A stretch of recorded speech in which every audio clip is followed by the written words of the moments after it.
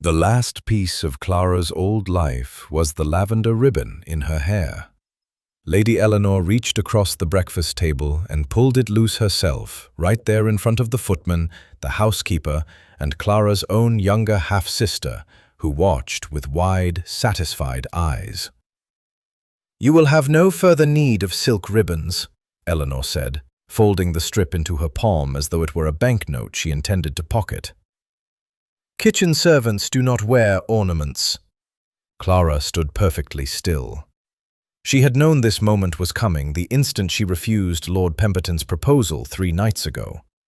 The man was 52, smelled of old tobacco, and had buried 2 wives already.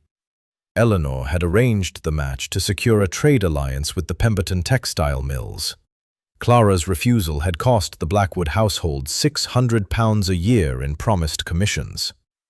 £600. That was the price Eleanor had put on Clara's entire future. "You may keep your plain dress," Eleanor continued, adjusting the cuff of her morning gown as if this were an ordinary Tuesday instruction to the staff.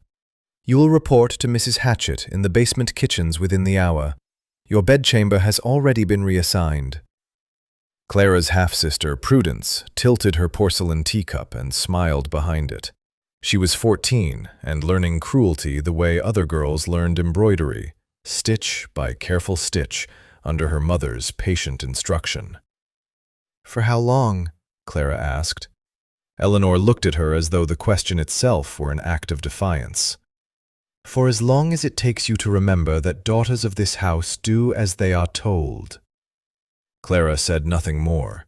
She turned and walked out of the morning room with her chin level and her hands clasped so tightly her knuckles ached. She did not give Eleanor the satisfaction of seeing them shake. The basement kitchens of Blackwood Estate sat beneath the east wing, accessible only through a narrow stone staircase that smelled of damp plaster and old grease. Clara had never been down here. In the 18 years she had lived under this roof, first as the master's legitimate daughter, then as Eleanor's reluctant stepdaughter after her father's death, the kitchens had existed as a distant world of clanging pots and shouted orders that drifted up through the floorboards during supper preparations. Now it swallowed her whole. The ceiling hung low enough that a tall man would have to duck. Iron hooks lined the beams, holding clusters of dried onions and bunches of thyme so old they had turned to gray dust. A massive coal-fired range dominated the far wall, its surface blackened and crusted from years of neglect. 3 long wooden work tables stretched down the center of the room, scarred with knife marks and stained with things Clara chose not to examine too closely. Mrs. Hatchett, the head cook, stood at the largest table with her thick arms buried to the elbows in bread dough. She was a square woman with a jaw like a shovel and small, clever eyes that missed absolutely nothing. She looked Clara up and down the way a horse trader inspects a mare with a questionable limp. "So you're the one," Mrs. Hatchett said. "I am." "Can you peel a turnip?" "I can learn." Mrs. Hatchett grunted. It was neither approval nor disapproval.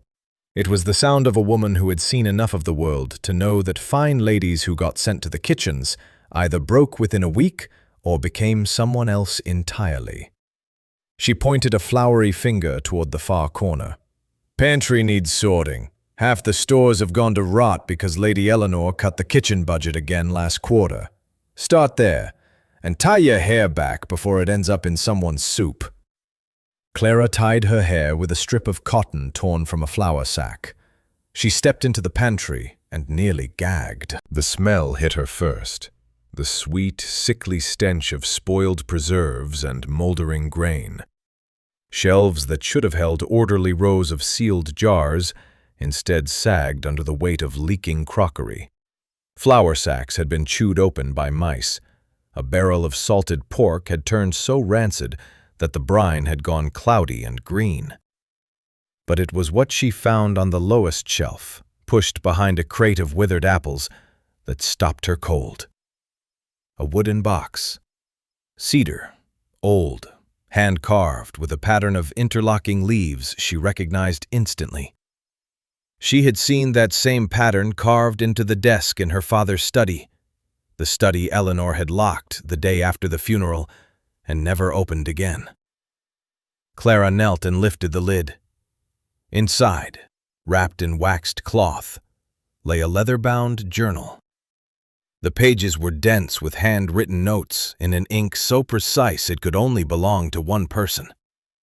Her father, Lord Blackwood, had been a gentleman botanist before his marriage to Eleanor. His conservatory had once been the pride of 3 counties. After the wedding, Eleanor had dismantled it piece by piece, selling the rare specimens to pay for new curtains and a pianoforte that nobody in the house could play. Clara turned the pages carefully. Diagrams of root systems, formulas for tinctures, detailed notes on the medicinal properties of plants native to the English countryside, foxglove for the heart, willow bark for fever, comfrey for mending bone. And between the entries, personal observations written in her father's gentle, wandering hand. One passage, dated 3 years before his death, caught her breath. The wild plot behind the scullery door remains untouched. Eleanor considers it waste ground, and I have not corrected her. Let it grow. Some things survive best when no one is paying attention. Clara closed the journal and pressed it against her chest. Then she stood, crossed the kitchen, and pushed open the heavy scullery door that led to the rear courtyard. The waste ground was a tangled rectangle of earth wedged between the kitchen wall and the estate's boundary hedge. At first glance, it looked like nothing, a mess of weeds and wild growth that any gardener would have cleared with a scythe. Clara looked closer. Among the brambles, she spotted the unmistakable silver-green leaves of wormwood. Beside it, a thick patch of valerian root, its white flower heads bobbing in the September breeze. Along the base of the wall, where the stone held warmth from the kitchen fires, a sprawling colony of feverfew had established itself in the cracks. Her father had not neglected this patch of earth. He had planted it, deliberately, quietly, and with a purpose that only someone who understood his work would recognize. Clara looked back at the miserable kitchen behind her. She looked at the wild garden in front of her, and for the first time since Eleanor had pulled the ribbon from her hair, she felt something other than anger. She felt a plan forming. She tucked her father's journal into her apron pocket, picked up a rusted trowel that had been abandoned beside the door, and knelt in the dirt. Eleanor had meant to bury her down here. Instead, she had sent Clara exactly where she needed to be. 12 days in the basement kitchens, and Clara's hands had changed completely. The soft skin that had once held embroidery needles and turned the pages of French novels was now rough, cracked across the knuckles, and permanently stained with turmeric and beet juice. She wore the marks like a second pair of gloves and never once tried to scrub them away. Mrs. Hatchett had stopped watching her with suspicion around day 5, when Clara reorganized the entire spice cupboard without being asked. By day 8, when Clara suggested soaking the salted cod in milk rather than plain water to draw out the brine, and the result had the upstairs footman actually requesting second helpings for the first time in living memory, Mrs. Hatchett's suspicion turned into something closer to guarded curiosity. "Where did you learn that trick?" the cook asked, wiping her hands on her apron. "My father kept notes on food preservation," Clara said, which was true enough without revealing the journal she now kept hidden inside her pillowcase on the narrow cot she slept on in the servants' corridor. She had read every page of that journal twice over. Her father's research went far beyond the gentleman hobbyist's casual interest in botany. Lord Blackwood had been conducting serious, methodical experiments in plant-based medicine, the kind of work that the Royal Society would have taken notice of had he ever published. His notes referenced physicians in Edinburgh, correspondence with a chemist in Bath, and detailed observations of how specific compounds interacted when distilled at different temperatures. Clara did not have access to proper laboratory equipment. She had a kitchen, so she improvised. The first apparatus was laughably simple. She took a copper kettle with a tight-fitting lid, attached a length of tin piping she had found discarded in the gardener's shed, and coiled it through a bucket of cold well water. The principle was basic. Heat the botanical mixture, capture the steam, cool it back into liquid, and collect the concentrated essence. Her father's journal contained precise instructions for this method, which he called kitchen distillation, with an amused note in the margin. Any cook worth her salt already understands this process. She simply calls it making broth. Clara set up the apparatus in the deepest corner of the storage vault, behind the flour barrels where the light from the kitchen lamps barely reached. She worked in the early hours before dawn, when even Mrs. Hatchett was still asleep, and the only sound in the basement was the occasional scrape of a mouse crossing the stone floor. The wild garden behind the scullery door yielded more than she had expected. Her father had planted strategically, choosing species that would naturalize and spread without human intervention. The wormwood was mature enough to harvest. The valerian had deep, established roots. She found chamomile growing in thick mats along the sunny side of the boundary hedge, and a patch of elderflower that had climbed halfway up the kitchen wall. She began keeping her own ledger, a cheap copybook she had asked one of the kitchen boys to purchase for her at the village stationer's with tuppence from her wages. She recorded everything: which herbs she harvested, on what date, in what quantity, the temperature and duration of each distillation, the color, smell, and consistency of every resulting tincture. She noted failures with the same precision as successes, because her father's journal had taught her that a failed experiment was simply a question that had been answered in an unexpected direction. The first real test came on a Tuesday morning when Annie, the youngest scullery maid, appeared at the kitchen door with her left hand wrapped in a filthy rag, trying to hide the fact that she had burned herself badly on the range the previous evening. "Let me see," Clara said. Annie hesitated. Showing weakness in the Blackwood kitchens was an invitation for extra duties. "I have something that will help." Clara unwrapped the hand gently. The burn stretched across Annie's palm, red and blistered, weeping at the edges. The girl had been working through the pain all morning, rather than risk Mrs. Hatchett's temper by asking for time to visit the apothecary in the village, a visit that would cost a shilling none of them could spare. Clara retrieved a small clay pot from behind the flour barrels. The salve inside was a pale green paste made from comfrey leaves, beeswax she had rendered from an old candle stub, and a few drops of lavender oil distilled in her makeshift apparatus. She spread it carefully across the burn, then wrapped the hand in clean linen. "Keep it covered today. I will change the dressing this evening." By the following morning, the blistering had receded, and Annie could close her hand without wincing. Word moved through the kitchen staff the way it always does, quietly, below the surface, carried on whispers exchanged over wash basins and in the narrow corridors between shifts. Within a week, Clara had treated a footman's persistent toothache with a clove oil preparation, settled the housekeeper's chronic stomach complaint with a peppermint and ginger infusion, and provided the head groom with a poultice for the swelling in his knees that had troubled him every autumn for a decade. She asked for nothing in return except silence. "You must not mention this upstairs," she told each of them, and each of them understood precisely why. If Lady Eleanor discovered that Clara was doing anything beyond scrubbing pots and peeling vegetables, the consequences would be swift and final.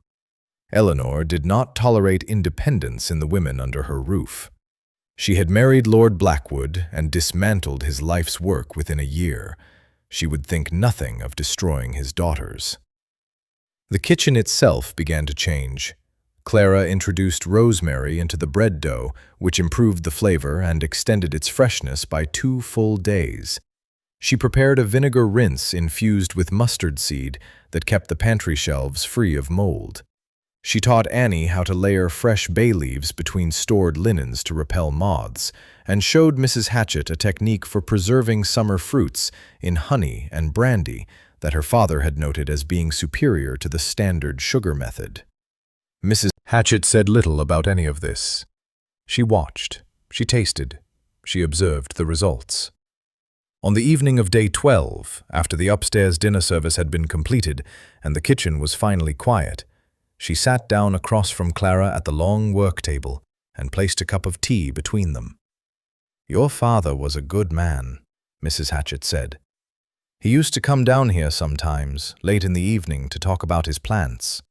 Lady Eleanor never knew." Clara wrapped her hands around the warm cup. "You knew him?" "I knew what he was doing out in that garden. I knew it was important to him, and I know it is important to you." Mrs. Hatchett's small eyes held steady. "I will not say a word, but you should know that Lord Blackwood's death was sudden, and there were people in this house who found that convenient." She said nothing more. She stood, collected her cup, and walked to her quarters without looking back. Clara sat alone in the lamplight for a long time, her father's journal open on the table, his careful handwriting swimming before her eyes. She had come to the kitchens believing she understood her situation, a stepdaughter being punished for disobedience. Now a different shape was forming in the shadows, and Clara had the growing, terrible suspicion that the story she had been living in was far darker than she had ever been told. Autumn settled over Blackwood Estate like a hand pressing down on the land. The trees along the carriage drive turned copper and gold, and the morning air carried the sharp smell of wood smoke and wet leaves. The estate had been scrubbed, polished, and dressed in its finest for a week straight, because Lady Eleanor had announced that this year's hunt-gathering would be the grandest the county had ever witnessed. Clara knew the real reason. Eleanor was drowning in debt. The kitchen staff had been whispering about it for days. Unpaid accounts at the village butcher. A letter from the wine merchant in London threatening legal action. The head gardener had not received his wages in 2 months and was openly talking about seeking a position elsewhere. Eleanor needed wealthy, influential guests at her table, men who could be charmed into business arrangements, investment promises, or, if she played her cards with enough skill, a marriage proposal for Prudence, who at 14 was already being groomed for the auction block of high society. Clara learned all of this while chopping onions. That was the strange advantage of the kitchens. Upstairs, information was currency, carefully hoarded, selectively shared, and always exchanged at a price. Down here, it flowed like water through a cracked dam. The footmen talked freely while waiting for their trays. The housekeeper muttered to Mrs. Hatchett over morning tea. Even the stable boys, who came in through the scullery door to warm their hands by the range, carried gossip from the carriage house like birds carrying seeds. On the morning of the 45th day, Clara was standing at the kitchen window, a narrow rectangle of glass set high in the basement wall, just above ground level, grinding dried rosemary into a fine powder for the spice glazes that had been ordered for the opening feast. From this angle, she could see the gravel carriage drive and the lower halves of anyone who walked along it. She had become surprisingly skilled at identifying people by their boots. The first carriage arrived at 10:30. Clara saw the wheels stop, large, lacquered, pulled by a matched pair of gray horses whose legs she could admire through the glass. A footman's polished shoes appeared, followed by a pair of tall riding boots in dark brown leather, expensive and well-maintained, with silver buckles at the ankle. "That will be the Duke of Oakhaven," Mrs. Hatchett said from behind her, reading the delivery schedule pinned to the wall. "His kitchen has sent ahead a list of dietary requirements longer than my arm. Apparently, he cannot tolerate shellfish and prefers his beef underdone." Clara had heard of Duke Vance of Oakhaven. Everyone in the county had. He was said to be young for a duke, barely 30, and had inherited his title after his elder brother's death in a riding accident 4 years ago. The Oakhaven estates were vast, stretching across the best farmland in the southern counties, and the Duke had a reputation for managing them with unusual personal attention. Most noblemen of his rank left such matters to their stewards. Vance was known to walk his own fields and argue with his own tenants about crop rotation. The second carriage arrived an hour later, and it announced itself before Clara even saw it. The sound of 8 hooves on gravel, a heavier vehicle, and the sharp crack of a coachman's whip. Through the window she saw black-painted wheels and a matched team of 4 dark horses. The boots that descended were military, high, black, polished to a mirror finish, with the unmistakable wear pattern of a man accustomed to spending long hours in the saddle. "Duke Roland of the Eastern Marches," Mrs. Hatchett said, and her voice carried a note that Clara had not heard before, something between respect and wariness. "He fought in 3 border campaigns before he was 25. They say he runs his duchy the way a general runs a regiment." "Are they friends?" Clara asked. "The 2 dukes?" Mrs. Hatchett let out a short laugh. "They would sooner set fire to each other's estates. Oakhaven controls the grain trade. The Eastern Marches controls the wool routes. They have been fighting over tariff rights for the better part of a decade. Lady Eleanor has invited them both because she is either very brave or very foolish, and I have long since stopped trying to determine which." Clara returned to her rosemary. The opening feast required spice glazes for 12 separate dishes: roasted venison, braised pheasant, rack of lamb, and 9 others that Mrs. Hatchett had listed on a sheet of paper, now splattered with grease and pinned above the range. Each glaze was Clara's own creation, adapted from her father's notes on flavor compounds. She had discovered that certain combinations of dried herbs, when ground together and mixed with rendered fat and a small amount of cider vinegar, produced a coating that caramelized beautifully over open flame and kept the meat tender throughout the long cooking process. She worked through the afternoon in focused silence, aware of the increasing noise above her head. More carriages arriving, trunks being carried through the entrance hall, the muffled sounds of greetings and laughter filtering down through the floorboards. The house was filling up, and with it came a tension that Clara could feel even in the basement. The particular electricity that accompanies the gathering of powerful men in a confined space. By evening, the kitchen was a furnace of activity. 3 additional cooks had been hired from the village to help with the volume. Clara moved between stations, applying her glazes with a steady hand, adjusting seasoning, checking temperatures. Mrs. Hatchett commanded the chaos like a ship's captain in a gale, barking orders and catching mistakes before they reached the serving trays. At 7 o'clock, the first courses went up. Clara watched each dish leave the kitchen and disappear up the stone staircase, carried by footmen whose faces were set in the blank, professional mask that good service required. She could hear, faintly, the murmur of conversation from the banquet hall above, the clink of crystal, the low rumble of masculine laughter, Eleanor's high, practiced voice cutting through it all like a piccolo in an orchestra. Clara wiped down her station and began preparing the dessert glazes. Her hands moved automatically while her mind kept circling back to what Mrs. Hatchett had said on the 12th night. Lord Blackwood's death was sudden, and there were people in this house who found that convenient. She had spent every spare moment since then rereading her father's journal with fresh eyes. The final entries, written in the months before his death, had taken on a different character. The handwriting was less steady, the observations more fragmented, and between the botanical notes, there were references she had initially overlooked, mentions of a compound he was investigating, something he described as extraordinarily dangerous in careless hands. He had been studying poisons. Clara did not yet understand why. But standing in the hot, loud, crowded kitchen, while 2 of the most powerful dukes in England dined on food seasoned with her own hands, she felt the weight of her father's unfinished work pressing against her chest like a stone. Tomorrow, she would begin searching the journal for answers. Tomorrow came faster than she expected, and it brought something far worse than answers.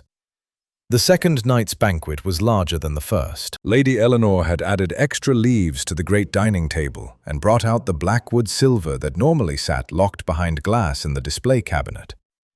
Clara knew this because Annie had been sent upstairs to polish every piece that afternoon and had returned to the kitchen with aching shoulders and a full report. 26 guests tonight, Annie said, flexing her fingers. The two dukes are seated at opposite ends of the table. Lady Eleanor put herself in the middle. She is wearing the blue silk with the pearls. And Prudence? Seated beside Duke Roland. She has been practicing her French all afternoon. Clara almost smiled. Prudence's French was dreadful, and Duke Roland had spent enough time on the continent to know the difference. Eleanor was playing her hand too early and too obviously, which meant she was more desperate than Clara had estimated. The kitchen operated at full capacity from 4 o'clock onward. Mrs. Hatchett had designed a menu of 7 courses, each more elaborate than the last, and every burner on the range was occupied. Steam rose from stock pots and roasting pans in thick columns that turned the basement ceiling into a dripping canopy of condensation. Clara moved between her station and the pantry, applying glazes, adjusting infusions, tasting sauces.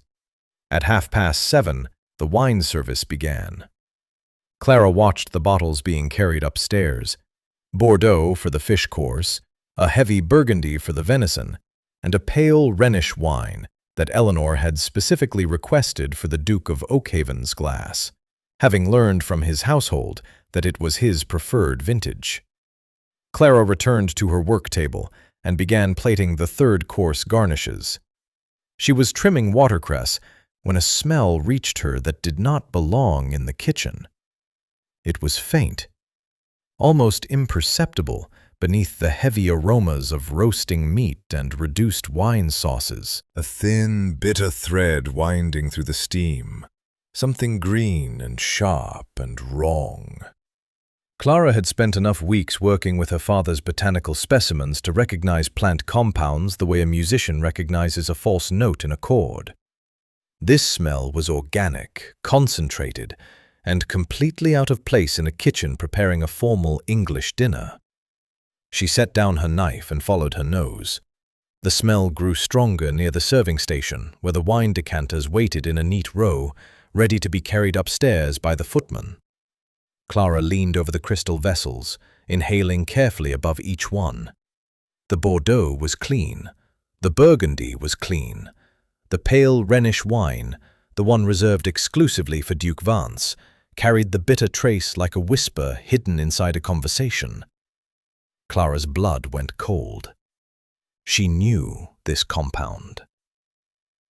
Page 47 of her father's journal described it in precise, clinical detail. An extract derived from the seeds of Aethusa canapium, fool's parsley, a plant that resembled common parsley so closely that even experienced foragers confused the two. In small doses, it produced nausea and confusion. In the concentration Clara was detecting from this decanter, it would cause rapid paralysis of the throat and chest muscles within 20 minutes of ingestion. Her father had marked the entry with a single annotation in red ink: fatal if untreated within the hour. Someone had poisoned the Duke of Oakhaven's wine. Clara's hands were shaking. She looked around the kitchen. Mrs. Hatchett was at the range, shouting at one of the village cooks about an overcooked sauce. Annie was carrying a stack of clean plates toward the serving stairs. A dozen people moved through the cramped space in a choreography of organized panic, and not one of them had noticed the smell, because not one of them had spent 3 weeks distilling plant compounds in the storage vault behind the flour barrels. The decanter had already been filled and set in the serving line. The footman assigned to the Rhenish wine was adjusting his cuffs at the foot of the stairs, preparing to carry it up. Clara had perhaps 5 minutes. She grabbed the footman's sleeve. "This decanter needs to be replaced. I dropped a garnish into it while plating."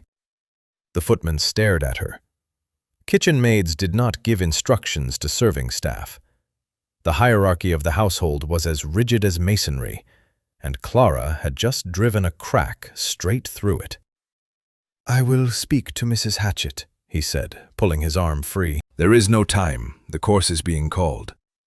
"Then the wine goes up as it is. A bit of watercress never killed anyone." He picked up the decanter and started up the stairs. Clara watched him go and felt every second fall away like sand through a clenched fist. She turned and ran to the storage vault. Her distillation apparatus sat where she had left it that morning, along with a row of small glass bottles containing her most recent preparations. She scanned the labels, her own handwriting on strips of paper tied with kitchen string. Comfrey, lavender, peppermint, valerian.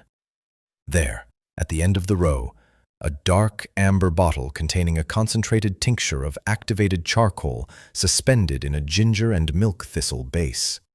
She had prepared it 10 days ago as an experiment after reading her father's notes on emergency treatment for plant-based toxins. He had theorized that a combination of absorbent charcoal and liver-supporting herbs, administered quickly enough, could bind to most organic poisons before they entered the blood.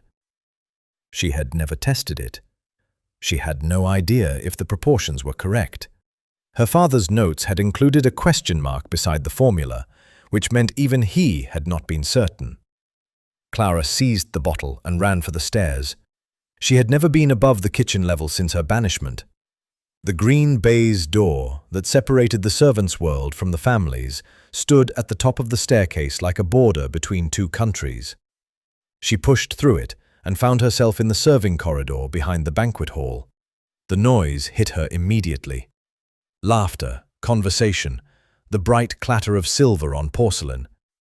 Through the open doorway she could see the long table glittering with candlelight, the guests arranged in their finery like figures in a painting. Lady Eleanor sat at the center in her blue silk, smiling with the careful precision of a woman who knew exactly how much each smile was worth. And at the far end of the table, Duke Vance of Oakhaven lifted the glass of pale Rhenish wine to his lips and drank. Clara was too late to stop him. She was counting backward from 20 minutes when the Duke's hand went to his throat. His face drained of color so quickly it was as though someone had pulled a plug beneath his skin. The glass slipped from his fingers and shattered on the tablecloth. He tried to stand, gripped the edge of the table, and collapsed sideways out of his chair. The room erupted. Women screamed. Men leapt to their feet. Eleanor sat frozen, her smile still hanging on her face like a portrait left on a wall after the house had burned. Clara pushed through the doorway, dropped to her knees beside the fallen Duke, and uncorked her amber bottle with her teeth. "Hold his head up," she ordered the nearest footman, and her voice carried a command that made every person in that room stop and listen. "Hold his head up and open his mouth. Now!" Clara poured the tincture in 3 careful measures, tilting the Duke's head to ensure each dose reached the back of his throat. His body convulsed once, twice, and then his jaw clenched so tightly she feared he would crack his own teeth. She placed her palm flat against his chest and felt his heartbeat, rapid, irregular, fighting against the poison that was trying to shut it down. "Fetch me warm water and clean linen," she said to the footman, still kneeling beside her. "And salt, a full tablespoon dissolved in a glass." The footman looked at her as if she had spoken in a foreign language. A kitchen maid, kneeling on the dining room floor in a stained apron, giving medical instructions over the body of one of the most powerful men in England. The scene made no sense to anyone in that room, and Clara did not have time to make it make sense. "Go," she said. "He has less than 40 minutes." The footman went. The estate physician, Dr. Hartley, arrived 12 minutes later, red-faced and reeking of the port he had been enjoying in his private quarters when the summons reached him. He took one look at Duke Vance's dilated pupils and gray complexion and declared that the Duke was suffering from an apoplectic episode brought on by rich food and overexertion. "It is poison," Clara said flatly. "Ethusa canapium. Fool's parsley extract, concentrated and dissolved in his wine." Dr. Hartley stared at her. "And who exactly are you?" "She is a kitchen maid," Lady Eleanor said from behind them. She had finally risen from her chair and was standing over the scene with an expression that mixed genuine alarm with something Clara recognized as calculation. Eleanor was already working through the consequences. A dead duke at her dining table would be a scandal that no amount of blue silk could overcome. "I administered an activated charcoal compound within minutes of ingestion," Clara continued, ignoring both of them. "His breathing has stabilized, but his pulse is still erratic. He needs to be moved to a warm room, kept elevated, and given small sips of the salt water every quarter hour to prevent the toxin from concentrating in his kidneys." Dr. Hartley opened his mouth, closed it, and looked down at the Duke. The color was indeed returning to Vance's face. His breathing, which had been shallow and labored when Hartley entered the room, had deepened into something approaching a normal rhythm. The physician had been practicing medicine in the countryside for 23 years and had never seen a patient recover from a suspected poisoning this quickly. "Move him upstairs," Hartley said, and Clara noticed that he directed the instruction to her rather than to Lady Eleanor. They carried the Duke to the finest guest chamber on the second floor. Clara walked beside the stretcher the entire way, one hand resting on Vance's wrist, monitoring his pulse with a concentration that shut out everything else. The whispering guests, Eleanor's sharp voice issuing instructions to the servants, the heavy footsteps of men who did not understand what they were witnessing. She stayed through the night. Mrs. Hatchett brought her a chair, a blanket, and a pot of strong tea without being asked. The old cook set these items down inside the chamber door, looked at Clara sitting beside the Duke's bed with her stained apron still tied around her waist and her father's journal open on her lap, and nodded once before retreating. By 3 o'clock in the morning, Duke Vance opened his eyes. He stared at the ceiling for a long moment, then turned his head slowly toward Clara. His gaze was unfocused, but he was conscious, and his breathing was steady. "You," he said. His voice was rough, scraped raw. "You were the one." "Yes." "What did you give me?" "Charcoal compound in a ginger and milk thistle suspension. It absorbs organic toxins before they can enter the bloodstream." He studied her face. "You are not a physician."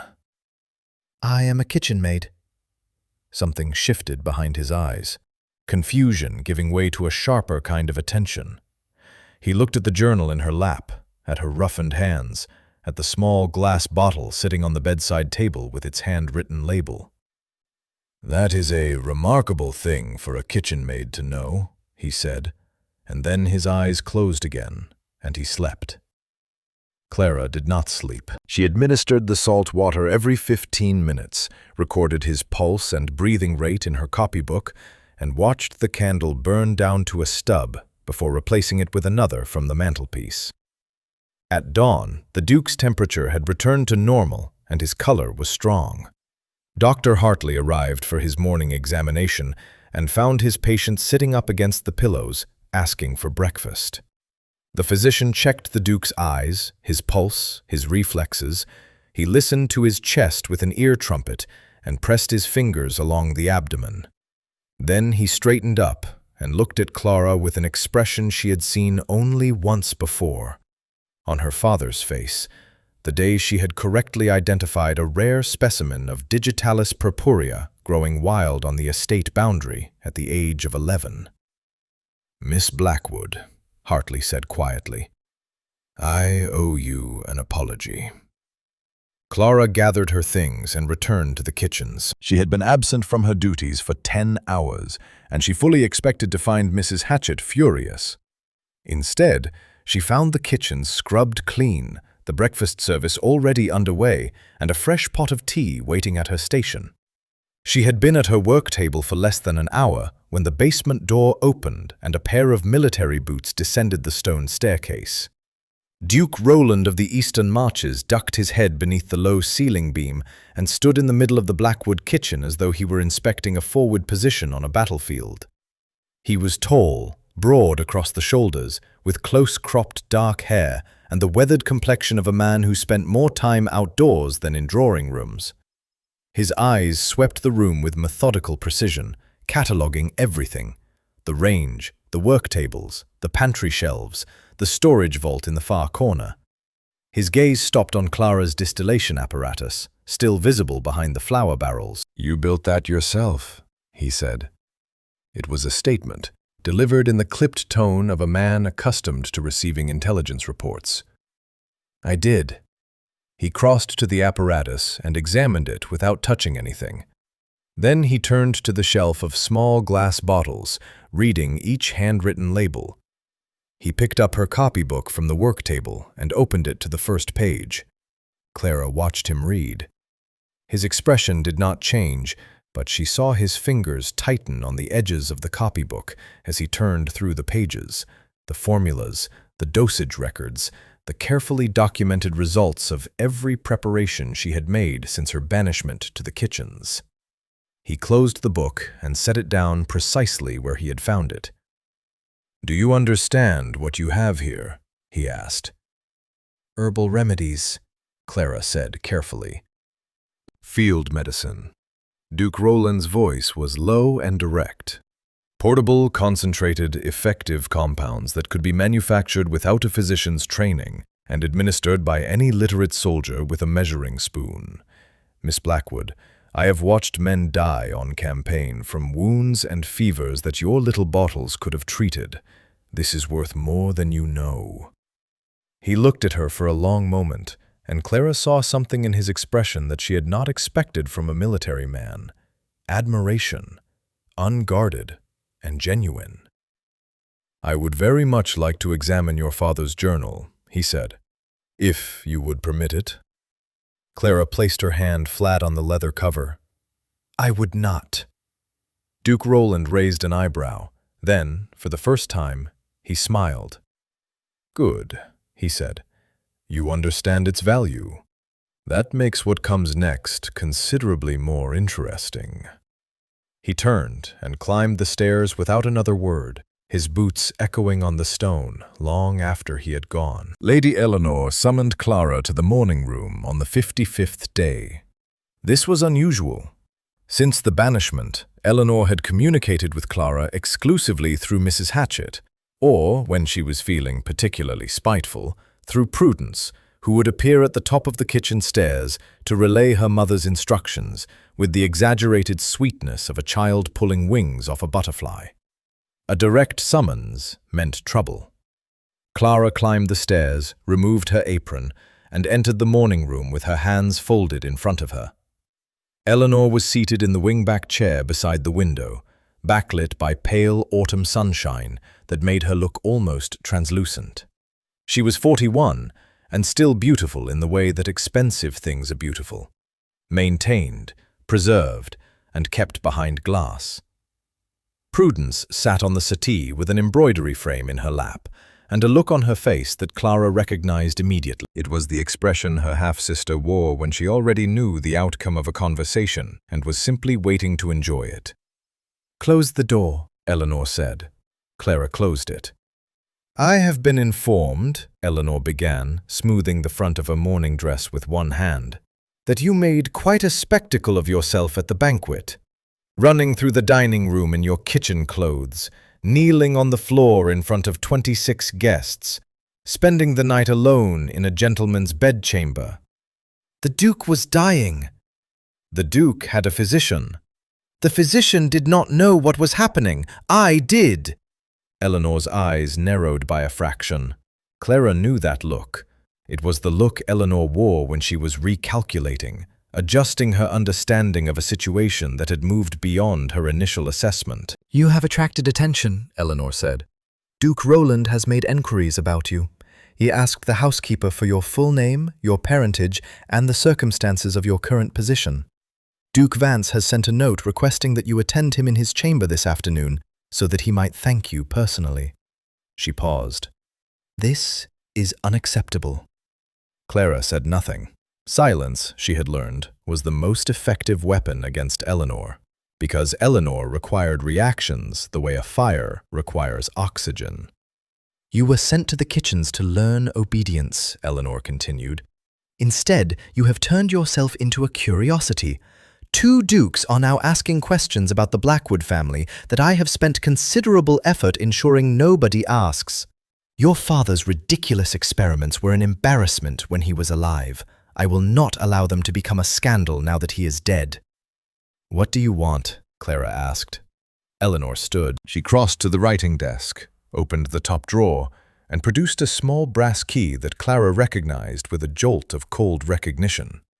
It was the key to the storage vault in the basement kitchen, the vault where Clara kept her distillation apparatus, her bottles, and her copybook. "I want your little workshop dismantled by this evening. Every bottle, every scrap of paper, every piece of equipment. Destroyed. And I want your father's journal. Yes, I know about the journal. Mrs. Poole found your pillowcase rather lumpy when she changed the servants' linens this morning. I want it brought to me within the hour so that I may dispose of it properly." Prudence smiled down at her embroidery. Clara felt the ground shift beneath her feet. She had been careless. She had hidden the journal under her pillow like a child hiding a forbidden novel, and it had cost her. Eleanor's network of informants within the household staff was more thorough than Clara had given her credit for. "And if I refuse?" Clara asked, though she already knew the answer.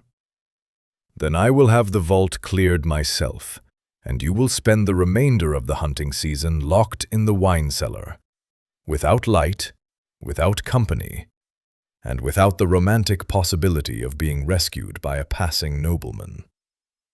Eleanor delivered this last line with a smile that was almost warm. She meant every syllable. Clara returned to the kitchens with a calm exterior and a mind racing behind it. She had approximately 1 hour before Eleanor sent someone downstairs to collect the journal. Possibly less, if Prudence decided to accelerate the timeline out of sheer malice.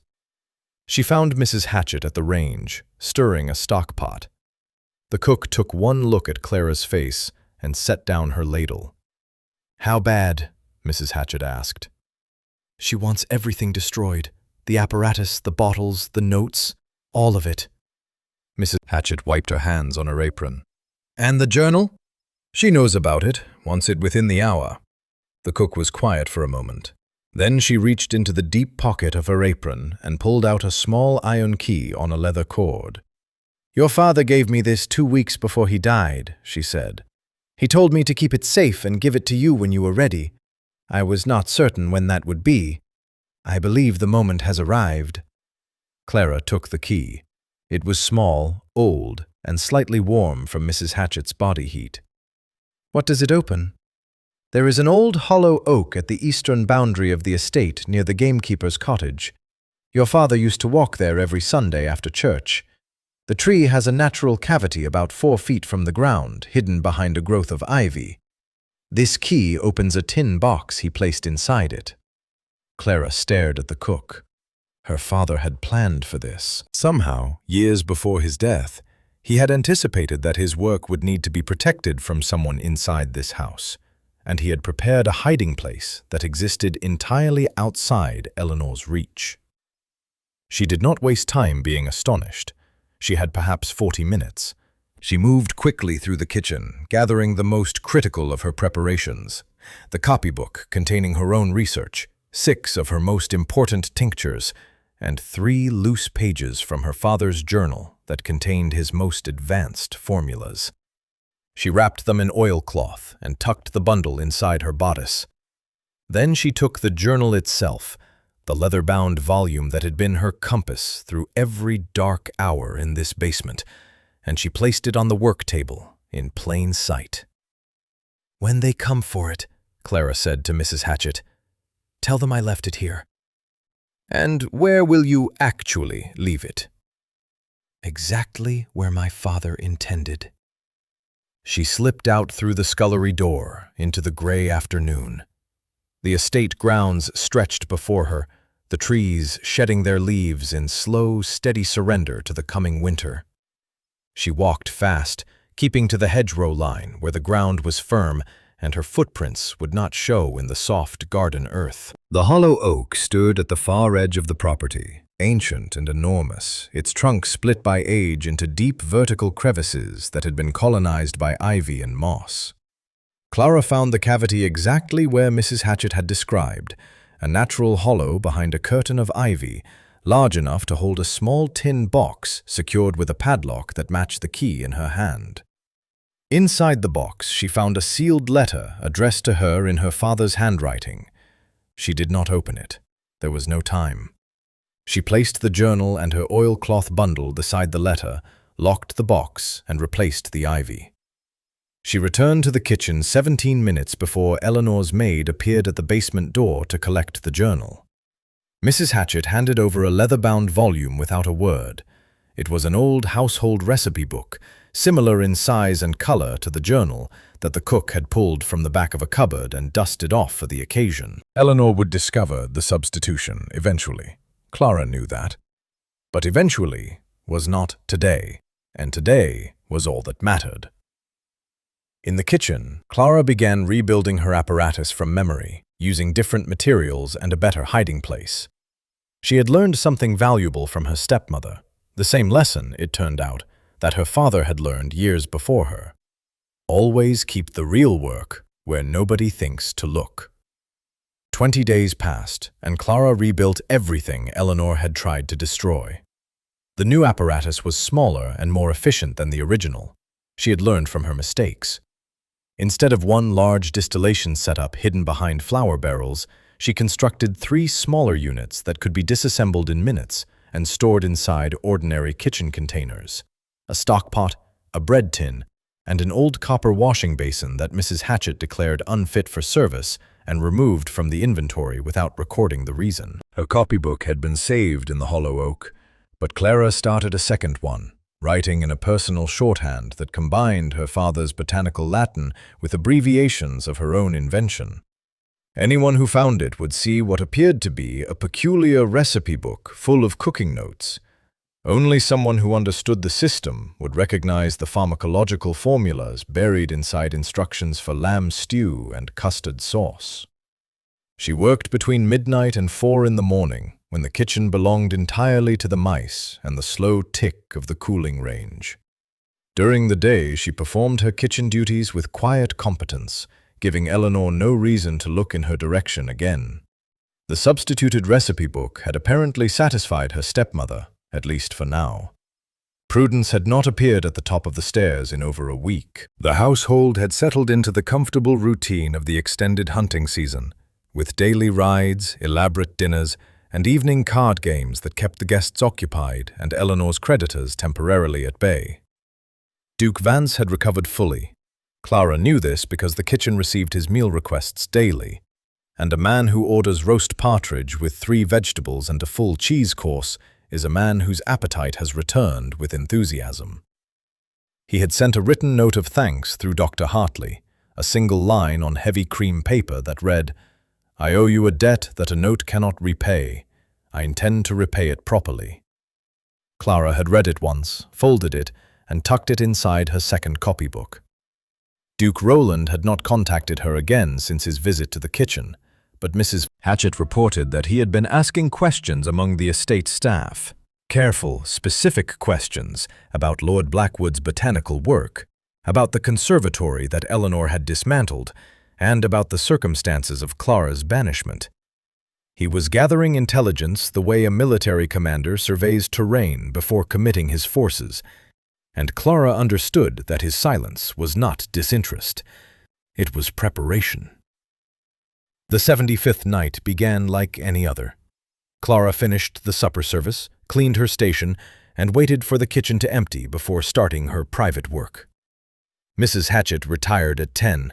Annie followed shortly after, yawning her way down the servants' corridor to the narrow room they shared. By 11, Clara was alone with her apparatus, distilling a fresh batch of the charcoal compound that had saved Duke Vance's life. At midnight, she heard the glass break. The sound came from above and to the east. A high, sharp crack, followed by a tinkling scatter of fragments falling onto a hard surface. Clara froze at her work table, holding her breath, listening. The estate was silent around her. No footsteps from the servants' quarters. No alarm from the night watchman who was supposed to patrol the grounds but who, Clara had observed, typically fell asleep in the porter's lodge after his second pipe. She heard it again.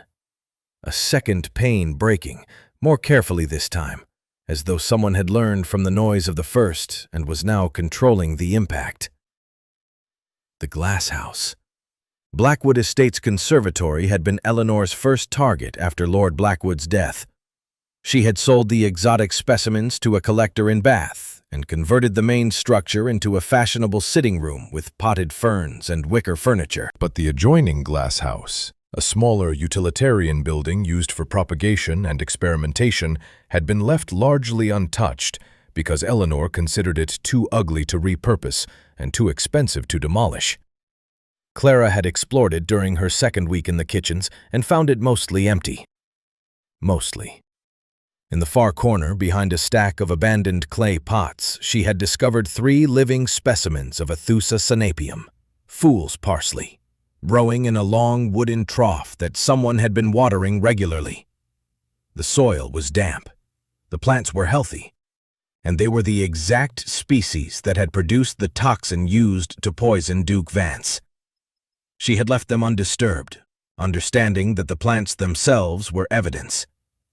Someone in this household was cultivating the poison, and that someone would eventually need to return. Clara took a paring knife from the kitchen block, small, sharp, and easy to conceal in her apron pocket. She was not foolish enough to confront an intruder unarmed, and she was not brave enough to pretend she was unafraid. Her heart was hammering against her ribs as she climbed the scullery stairs and stepped into the cold night air. The glass house stood 40 yards from the kitchen door, its panels catching fragments of moonlight between the clouds. One pane near the entrance hung in jagged shards. The door itself was slightly ajar, though Clara knew it had been locked that evening because she had checked it herself after supper. She approached from the side, keeping close to the stone wall of the main house, where the shadows were deepest. Through the glass panels, she could see movement, a dark figure working quickly among the plant troughs, pulling specimens from the soil and stuffing them into a canvas sack. The intruder was systematic, moving from trough to trough, checking labels, and discarding anything that was not the target species. Whoever this was knew exactly what they were looking for. Clara edged along the wall until she reached the broken pane near the entrance. She could see the figure more clearly now. Tall, wearing a heavy cloak with the hood raised, leather gloves, and boots that were too fine for a common servant. The intruder reached the far corner where the Ethusa specimens grew, knelt, and began pulling the plants out by the roots with a methodical efficiency that spoke of familiarity with the species. A cloud shifted, and moonlight poured through the glass roof. The intruder's hands moved faster, aware that visibility had changed. In the rush, one gloved hand caught the edge of the wooden trough, and something small and metallic flew from the intruder's finger, bounced off the clay pots, and skittered across the stone floor with a sound like a dropped coin. The figure cursed, a low, masculine voice that Clara did not recognize, and dropped to his knees, sweeping the floor with both hands. He could not find it. The object had rolled beneath the heavy iron shelving unit that lined the far wall, and the intruder's gloved fingers were too thick to reach the gap. Clara heard another sound, footsteps on gravel. The night watchman, roused at last, was making his belated round. The intruder heard it too. He abandoned his search, gathered the canvas sack, and exited through the broken pane on the opposite side of the glass house, disappearing into the darkness beyond the garden wall. Clara waited until the footsteps faded in both directions. Then she entered the glass house through the open door, crossed to the iron shelving unit, and lay flat on the cold stone floor. She reached beneath the lowest shelf, her fingers searching the gap until they closed around a small, heavy object. A signet ring, gold, thick-banded, set with a carved onyx face bearing a crest she had never seen before. a rearing stag above two crossed swords, encircled by a Latin motto too small to read in the dim light. Clara slipped the ring into her apron pocket beside the paring knife. She looked at the empty trough where the fool's parsley had been growing, the soil still dark and freshly disturbed, and she understood three things with perfect clarity. The poisoner was someone with access to this estate who knew Lord Blackwood's work well enough to cultivate the exact species described in his journal. The poisoner was now destroying evidence, which meant someone had alerted them that questions were being asked. And the poisoner was connected to a noble house whose crest Clara did not yet recognize, which meant the conspiracy extended beyond the walls of Blackwood Estate into a world that Clara had only glimpsed from the kitchen window. She returned to the basement, locked the scullery door behind her, and placed the signet ring inside the tin box in the hollow oak before dawn. Whatever came next, the evidence would be safe where Eleanor could never reach it. 13 days after the glasshouse intrusion, both dukes came downstairs. Clara was kneading bread dough at 6 o'clock in the morning when she heard the footsteps. Two distinct sets descending the stone staircase, one measured and deliberate, the other quick and sharp with military precision. She looked up and saw Duke Vance and Duke Roland standing side by side in the narrow doorway of the basement kitchen, their shoulders nearly touching, their expressions suggesting that the act of arriving together had required a quantity of mutual restraint that neither man intended to sustain for long. Mrs. Hatchett dropped her ladle into the stockpot and fished it out without a word. "Miss Blackwood," Duke Vance said. He was dressed for riding. Tall boots, a dark green coat, his color fully restored, though Clara noticed he still carried himself with the slight caution of a man who remembered what it felt like to have his body shut down around him. "I apologize for the intrusion at this hour. I would have come sooner, but I have been waiting for the appropriate moment." "There is no appropriate moment," Duke Roland said beside him. "Which is why I suggested we dispense with ceremony and simply come." "You suggested nothing. You were already on the stairs when I found you." "Because you were taking too long." Clara wiped her hands on her apron and waited. She had been expecting something like this since the night she found the signet ring, though she had imagined it would take the form of a private conversation with one duke or the other. The fact that they had arrived together told her that whatever was about to happen had moved beyond private conversation into something closer to formal negotiation. "Perhaps you should sit down," she said, and gestured to the long work table.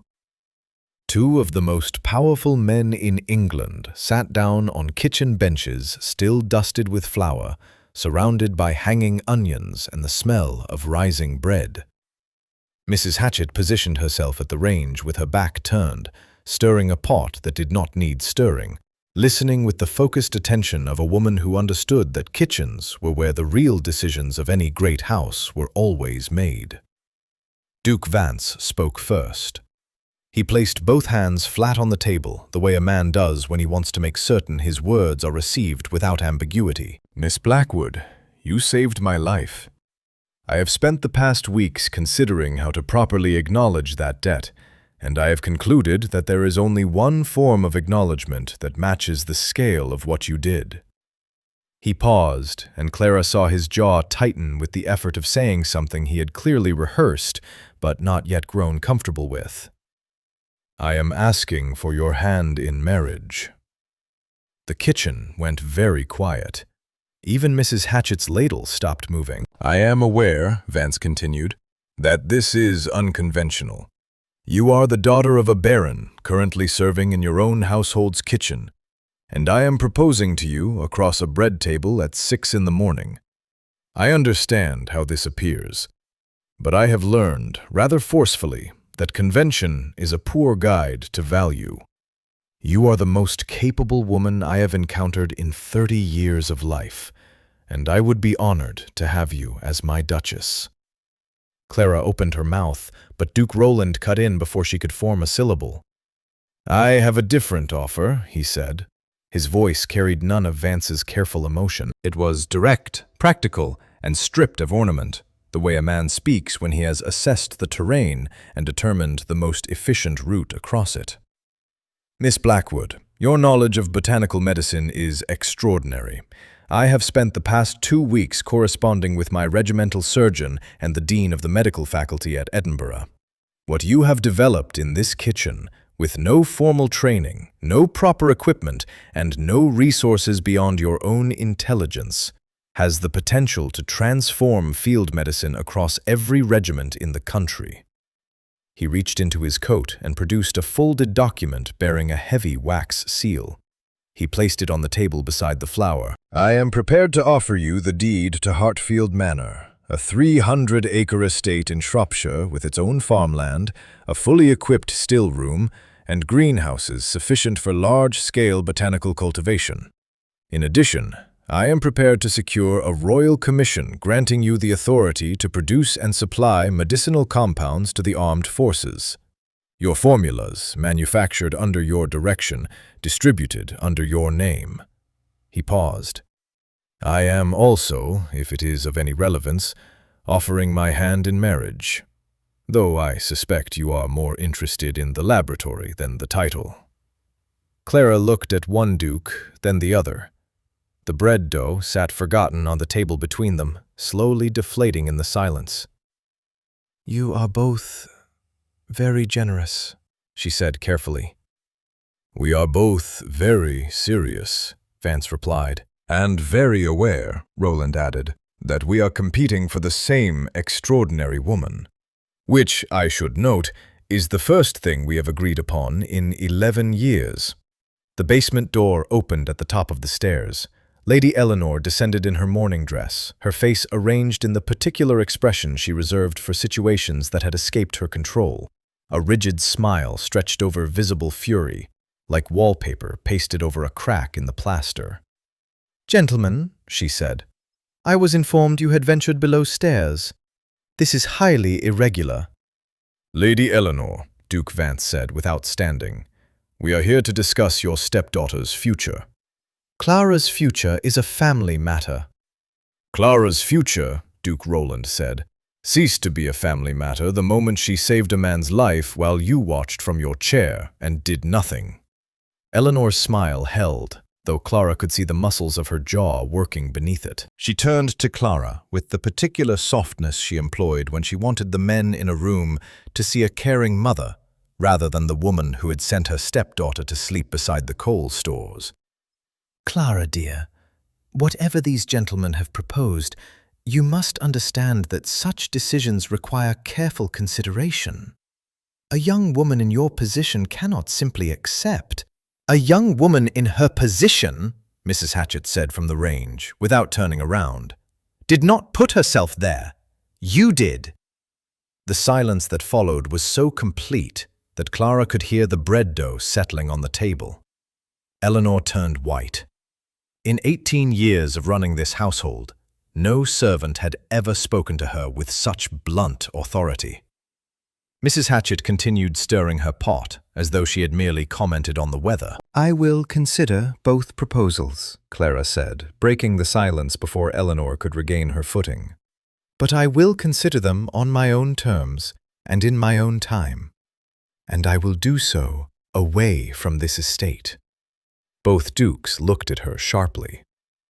I want to go to the capital, Clara said.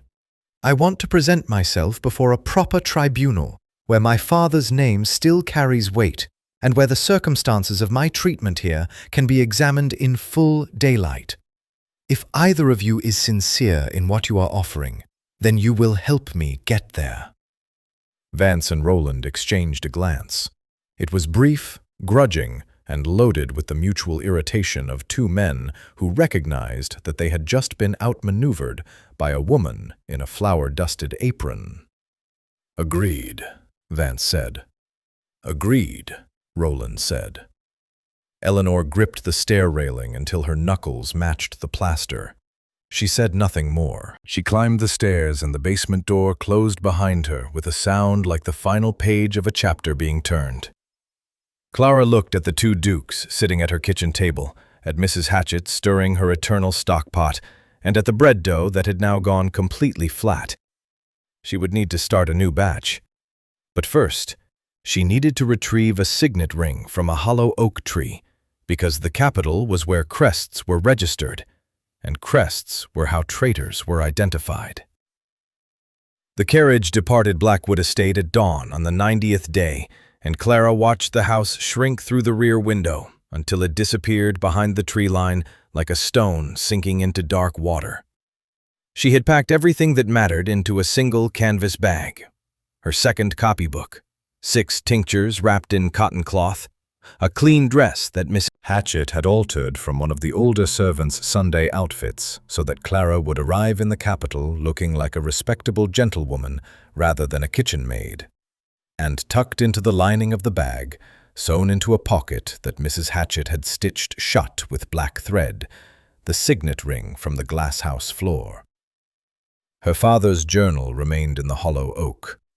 Clara had considered bringing it, but decided against the risk. The road to London was long, and long roads invited theft, search, and accident. The journal was safer in its tin box beneath the ivy than in any luggage strapped to the roof of a carriage. The traveling arrangement was unusual enough to attract stares at every coaching inn along the route. Duke Vance rode in the lead carriage with Clara and Dr. Hartley, who had insisted on accompanying the Duke in case of any lingering effects from the poisoning. Duke Roland followed in his own carriage with 2 outriders, maintaining a distance of precisely 50 yards, close enough to provide protection, far enough to establish that he was operating independently. They had agreed on this formation after an argument at the Blackwood stables that lasted 40 minutes and involved detailed disagreements about road priority, overnight accommodation, and which Duke's coat of arms should be displayed on the lead carriage. Clara had settled the matter by announcing that she would ride in whichever carriage departed first, and both vehicles had lurched into motion simultaneously, nearly colliding at the estate gates. The first day passed without incident. The road south ran through open farmland, the fields stripped bare after the harvest, the hedgerows turning brown and skeletal in the late autumn chill. Clara sat with her copybook open, reviewing her formulas and making corrections in the margins, while Duke Vance watched the countryside pass and Dr. Hartley dozed against the window frame. "You are remarkably calm," Vance observed, somewhere around the 3rd hour. "I am remarkably busy," Clara replied without looking up. "May I ask what you are working on?" "A variation of the compound I gave you.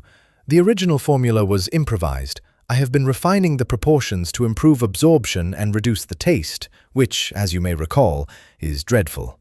Vance smiled. It changed his face considerably. He had the kind of features that looked stern in repose, but became warm and surprisingly open when animated. "I recall very little of the taste. I recall a great deal of the sensation of being unable to breathe, followed by the sensation of a woman I had never met pouring something bitter down my throat, while 26 dinner guests watched in horror." 25, Clara said. Lady Eleanor had closed her eyes. Vance laughed. It was the first time Clara had heard him laugh, and the sound was so unexpected in the confined space of the carriage that Dr. Hartley woke up and looked around in confusion. They stopped for the night at a coaching inn in Marlborough. Duke Roland had ridden ahead and secured 3 private rooms, which he announced with the satisfaction of a man who had won a minor tactical victory. Vance countered by ordering dinner for the entire party and selecting the wines personally. Clara ate roast chicken and root vegetables in the inn's parlor, while both dukes sat across from her and conducted what appeared to be a civilized conversation about grain tariffs, but was, she understood, an elaborate contest to demonstrate superior knowledge, broader experience, and deeper concern for the common good. She excused herself after the pudding course and retired to her room, where she spent an hour examining the signet ring by candlelight.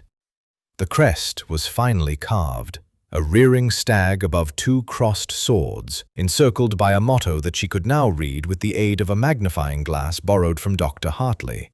Fidelis usque ad mortem, faithful unto death. The irony of a poisoner wearing a ring engraved with a promise of faithfulness was not lost on her. She did not recognize the crest, but she knew that the College of Arms in London maintained a registry of every noble family's heraldic device. Once she reached the capital, identification would be a matter of a single afternoon's research. The second day brought rain and complications. They were 2 hours south of Newbury when Duke Roland's outrider galloped forward to the lead carriage and reported that a horseman had been following their party since the previous coaching inn. The rider kept a consistent distance, slowing when they slowed, stopping when they stopped, and making no attempt to close the gap or overtake. "Description?" Roland asked through the carriage window, having dismounted and walked forward through the rain to deliver the report himself. Water streamed off his greatcoat and pooled around his boots on the muddy road. "Medium build, dark cloak, riding a bay mare, no visible insignia." Roland looked at Clara through the window of Vance's carriage. "Miss Blackwood, is there any reason someone from the estate would want to prevent you from reaching London?" Clara touched the lining of her canvas bag where the ring sat in its sewn pocket. "Several reasons." "Then we adjust the route." Roland turned to his outrider. "Take the Hungerford Road and circle south through Andover. We add 3 hours to the journey, but we pass through 2 garrison towns where I am personally known. If our shadow follows us through a military checkpoint, we will know he is serious." The detour cost them the better part of an afternoon. The rain intensified, turning the roads to thick mud that sucked at the carriage wheels and slowed their progress to a crawl. Clara used the time to teach Dr. Hartley the principles of her charcoal compound, dictating the formula from memory while the physician scratched notes in his own journal with the fascinated intensity of a man who had just discovered that 18 years of medical education had failed to teach him something a kitchen maid had worked out with a copper kettle and a bread tin. By the time they reached Andover, the shadow had disappeared. Whether the garrison towns had discouraged pursuit or the follower had simply taken a different route to the capital, Clara could not determine.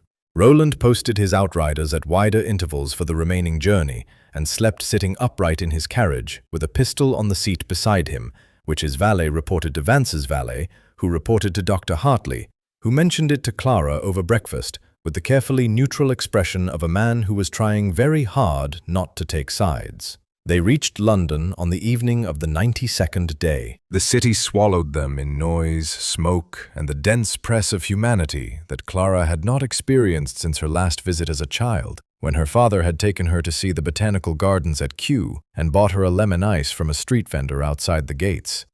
That memory hit her with a force she had not expected, and she pressed her hand against the carriage window as the lamplit streets rolled past, blinking hard against the sting behind her eyes. Her father had walked these streets. His name was recorded in the registers of learned societies and scientific institutions throughout this city. And somewhere in this city, in the College of Arms, was the identity of the person who had cultivated a poison in his own glasshouse and used it against a duke at his own table. Clara stepped out of the carriage onto the cobblestones of Mayfair and felt the signet ring pressing against her hip through the lining of her bag. 2 more days. That was all she needed. Clara spent the 93rd day at the College of Arms, while both dukes spent it arguing about her. She had risen before either of them woke, left a note with Dr. Hartley explaining her errand, and hired a hackney cab from the stand outside the Mayfair lodging house, where Duke Vance had arranged rooms for the party. The college occupied a handsome brick building near St. Paul's Cathedral, and its clerk, a thin, dry man named Pemberton, who wore spectacles on the end of his nose and regarded all visitors as interruptions to his real work, was initially reluctant to assist a young woman arriving without appointment or letter of introduction. Clara placed the signet ring on the counter between them. Pemberton picked it up, tilted it toward the window light, and his expression shifted from mild irritation to professional interest in the space of a single breath. "Where did you obtain this?" he asked. "I found it. I need to know which family it belongs to." Pemberton examined the crest through a jeweler's loupe, the rearing stag, the crossed swords, the Latin motto. He turned to a shelf behind his desk, pulled down a heavy leather volume with gold lettering on the spine, and began leafing through pages dense with hand-colored heraldic illustrations. He found it in less than 10 minutes. "The crest belongs to the Ashworth family," Pemberton said, turning the volume so Clara could see the entry.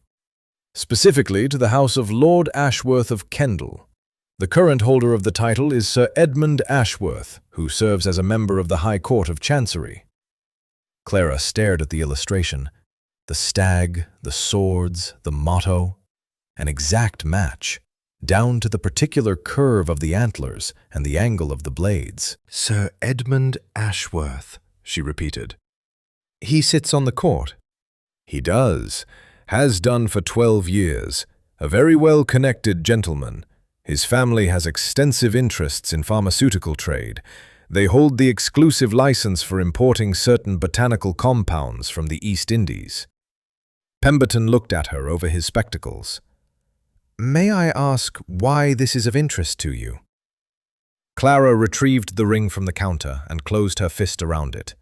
A member of the High Court of Chancery with exclusive pharmaceutical import licenses. A man whose commercial interests would be directly threatened by anyone who could produce effective botanical medicines from common English plants without relying on expensive foreign imports. A man who would have every reason to want Lord Blackwood's research destroyed, and every person who understood it silenced. "Thank you, Mr. Pemberton," Clara said. "You have been extraordinarily helpful." She returned to the Mayfair lodgings to find the situation had deteriorated considerably in her absence. Duke Vance was standing in the drawing room of the first-floor suite with his coat off and his sleeves rolled to the elbow, which Clara had learned was a sign that his patience had been exhausted. Duke Roland stood opposite him near the fireplace, his posture rigid, his arms folded across his chest in the manner of a man who had taken a position and intended to hold it until the ground gave way beneath him. Dr. Hartley sat in the corner with a glass of brandy and the resigned expression of a man who had witnessed the entire escalation and lacked the authority to stop it. "What has happened?" Clara asked from the doorway. Both dukes turned to her simultaneously. "I have informed Duke Roland," Vance said, his voice controlled with visible effort, "that my proposal was made first, in good faith, and that the honorable course of action would be for him to withdraw his claim and allow you to consider my offer without the complication of a competing bid." "And I have informed Duke Vance," Roland replied, "that proposals are not auction lots, and that the first bid is not automatically the winning one. Miss Blackwood is entitled to consider every option available to her, and I do not intend to remove myself from consideration because my rival arrived at the kitchen table 3 minutes before I did." 5 minutes, Vance said. "The precise interval is irrelevant." The precise interval is the foundation of precedence, which is the foundation of civilized society. "Civilized society," Roland said, "does not resolve disputes over a woman's future by treating her as a boundary marker in a land negotiation." Clara set her bag down on the nearest chair. "Gentlemen," They both stopped talking. I have spent the morning identifying the man who poisoned Duke Vance, and who, I now believe, may be connected to the death of my father. I have his name, his title, and his motive. I intend to present this evidence to the tribunal magistrates tomorrow morning. That is where my attention is. I would appreciate it if your attention were in the same vicinity." The room went silent. Vance lowered his rolled sleeves. Roland unfolded his arms. "Who?" Roland asked. Clara told them. She described the signet ring, the crest, the College of Arms identification, and the connection between Sir Edmund Ashworth's pharmaceutical import monopoly and Lord Blackwood's research into domestically produced botanical medicines. She explained how the Aethusa specimens had been deliberately cultivated in the Blackwood glasshouse, how the poisoner had returned to destroy the evidence, and how the ring had been recovered. Both dukes listened without interruption. When she finished, Vance sat down heavily on the settee and pressed his fingers to his temples. "Ashworth," he said quietly. He was at the banquet. I sat beside him at the first night's dinner. He recommended the Rhenish wine. The implications settled over the room like frost. He needs to be brought before the court, Roland said. Tomorrow, before he learns we have the ring and disappears to the continent. Agreed, Vance said. Then he looked at Roland, and something unspoken passed between them. An acknowledgement that the rivalry which had consumed the past week was, at least temporarily, irrelevant in the face of what Clara had uncovered. There is one remaining matter, Roland said, turning to Clara. Between the Duke and myself. It can wait, Clara said firmly. It cannot. Roland straightened to his full height. Duke Vance, I propose a formal duel of honor, tomorrow at the tribunal grounds before the assembled court. The winner earns the exclusive right to court Miss Blackwood. The loser withdraws his claim permanently. Clara felt the floor tilt beneath her. You cannot be serious. I am entirely serious, Roland said, and so is he. She looked at Vance. The Duke met her eyes, and she saw in them something that chilled her more than the poisoner's crest, a quiet, absolute certainty. Miss Blackwood, Vance said gently, there are certain questions that men of our standing can only resolve one way. I wish it were otherwise, I truly do. Clara stood in the drawing room of a Mayfair lodging house with a poisoner's ring in her bag and two dukes preparing to fight over her in the morning, and she understood with sudden, perfect clarity that if she did not act decisively within the next 12 hours, the men in this room would reduce everything she had built, every formula, every discovery, every fragment of her father's legacy, to a footnote in a story about their honor. She would not permit it. She excused herself, retired to her room, and spent the night preparing a very different kind of presentation for the tribunal, one that neither duke expected, and that Sir Edmund Ashworth would never see coming. The tribunal grounds occupied a broad stone courtyard behind the High Court of Chancery, bordered on three sides by galleries where members of the nobility could observe proceedings in comfort, and on the fourth by an iron gate that opened onto the public street. By 9 o'clock on the morning of the 95th day, those galleries were full. Word had spread through Mayfair overnight with the speed that only scandal can achieve. Two dukes fighting a formal duel over a woman who had been working as a kitchen maid in her own family's estate. The story was too delicious for London society to resist. Ladies in silk bonnets and fur-trimmed pelisses crowded the upper galleries. Gentlemen in tall hats and dark coats lined the lower railings. Street vendors had set up outside the iron gate, selling roasted chestnuts and printed broadsheets that described the events with more enthusiasm than accuracy. Clara arrived at 9:30 in the dress Mrs. Hatchett had altered for her. Plain grey wool with white cuffs and a high collar, modest and respectable. The kind of dress that said nothing about the woman wearing it and everything about her intention to be taken seriously. Her canvas bag hung at her side, heavier than usual. She had spent the night adding to its contents. Duke Vance stood at the eastern end of the courtyard in a dark blue coat, his seconds flanking him. Two young officers from his county regiment who looked considerably more nervous than the Duke himself. Duke Roland occupied the western end in his military dress uniform, his posture straight as a surveyor's rod, his expression carrying the focused calm of a man who had stood on far more dangerous ground than a London courtyard. The tribunal magistrate, a stout, bewigged gentleman named Justice Hale, sat at a raised bench at the north end of the courtyard with two clerks and a court recorder. He surveyed the scene before him with the weary displeasure of a man who had presided over too many duels and considered every one of them a waste of the court's morning. "Gentlemen," Justice Hale announced, his voice carrying across the stone, "you have each registered a formal challenge under the Articles of Honor. The matter in dispute is the exclusive right to court Miss Clara Blackwood, daughter of the late Lord Blackwood of the Blackwood estate. Are both parties prepared to proceed?" "I am," said Duke Vance. "I am," said Duke Roland. "Very well. Seconds, present the—" "Your Honor!" Clara's voice cut across the courtyard like a bell struck in a quiet room. Every head in the galleries turned. Justice Hale peered down at her from his bench with the expression of a man who had just been interrupted by a piece of furniture. "Miss Blackwood," the magistrate said, "you are the subject of this dispute, not a party to it.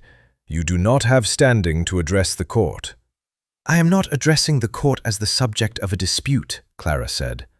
She walked to the center of the courtyard, equidistant from both dukes, and opened her canvas bag. "I am addressing the court as a witness to a crime." The galleries went very quiet. Clara produced the signet ring and held it up so the morning light caught the gold band and the carved onyx face. "This ring bears the crest of the Ashworth family of Kendal. It was recovered from the floor of the Blackwood Estate glasshouse on the 75th night of October, where I discovered an intruder destroying specimens of Ethusa sinapium, the plant from which the poison that nearly ended Duke Vance was derived." A murmur rolled through the galleries like a wave striking a harbor wall. Justice Hale leaned forward. "The intruder was cultivating the toxic species in the same glasshouse that my father, Lord Blackwood, used for his botanical research. My father spent the final years of his life developing plant-based medicinal compounds capable of treating battlefield injuries and common diseases using domestically grown English herbs. His research threatened the commercial monopoly held by the Ashworth family, which controls the exclusive license for pharmaceutical imports from the East Indies." Clara placed the ring on the magistrate's bench. Beside it, she placed her second copybook, opened to the pages where she had documented the fool's parsley specimens, their location, their cultivation, and the precise chemical match between the plants in the glasshouse and the toxin recovered from Duke Vance's wine decanter. "I believe Sir Edmund Ashworth, who currently sits on this very court, commissioned the poisoning of Duke Vance to create chaos at the Blackwood estate and prevent my father's research from reaching public knowledge. I further believe that my father's death, which occurred suddenly and was attributed to natural causes, warrants investigation under the same suspicion." The silence in the courtyard had taken on a physical weight. In the upper gallery, Clara saw a figure rise abruptly from a seat near the back and move toward the exit. He was tall, well-dressed, wearing a dark coat with silver buttons, and his left hand, his ring finger, was bare. "That gentleman," Clara said, pointing, "is Sir Edmund Ashworth, and he appears to be leaving." The court officers moved faster than Ashworth did. 2 men in black coats intercepted him at the gallery stairs, and a third blocked the iron gate. Ashworth stopped, looked down at the courtyard where Clara stood with her copybook open and his ring on the magistrate's bench, and his face emptied of color the way Duke Vance's had on the night he was poisoned. Justice Hale instructed his clerks to take the ring into evidence and ordered Sir Edmund Ashworth detained for formal examination. The court recorder's pen scratched furiously across the page. The gallery buzzed with the particular electricity that accompanies the public exposure of a man who had considered himself untouchable. Clara turned to face the 2 dukes, who stood at their respective ends of the courtyard, their duel forgotten, their seconds looking at each other with the bewildered relief of men who had just been spared a very unpleasant morning. "Your Grace," Clara said to Duke Vance, "your proposal was generous, and your devotion is something I will carry with me for the rest of my life. I must respectfully decline." Vance's face registered the blow, held steady, and settled into something that looked, remarkably, like admiration. "Duke Roland," Clara continued, "your offer of Hartfield Manor and the Royal Commission was extraordinary. I must also decline the proposal that accompanied it. However," she paused and saw Roland's eyes sharpen, "I would very much like to discuss the estate and the commission as a separate arrangement. if you are willing to negotiate with a woman who has no intention of marrying you." Roland stared at her for 3 full seconds. Then he laughed, a short, genuine bark of amusement that echoed off the courtyard stone. "Miss Blackwood, I would negotiate with you over a cliff edge in a thunderstorm. Name your terms." Clara turned back to Justice Hale, who was watching her with an expression she had seen once before, long ago, on her father's face when she had done something that surprised him. "Your Honor, I respectfully petition the court for an independent royal patent granting me the authority to produce, distribute, and sell botanical medicinal compounds under my own name. My father's research belongs to his legacy, and his legacy belongs to me. I do not require a husband to carry it forward. I require a laboratory, a license, and the freedom to do the work." Justice Hale removed his spectacles, polished them on his sleeve, and replaced them on his nose. "Miss Blackwood," he said, "in 31 years on this bench, I have never had a duel interrupted by an act of criminal prosecution, followed by a business proposal, followed by a petition for a royal patent. I am going to grant your petition for the simple reason that anyone with this much nerve deserves the opportunity to see what she can do with it." The galleries erupted. Clara stood in the center of the courtyard, with the autumn sun falling across the stone, her gray dress plain among the silks and velvets, her canvas bag empty now of everything except the clean dress she had not needed to change into, because the woman who had walked out of a basement kitchen 84 days ago had turned out to be exactly enough. She did not need a duke. She needed a door, and she had built one herself.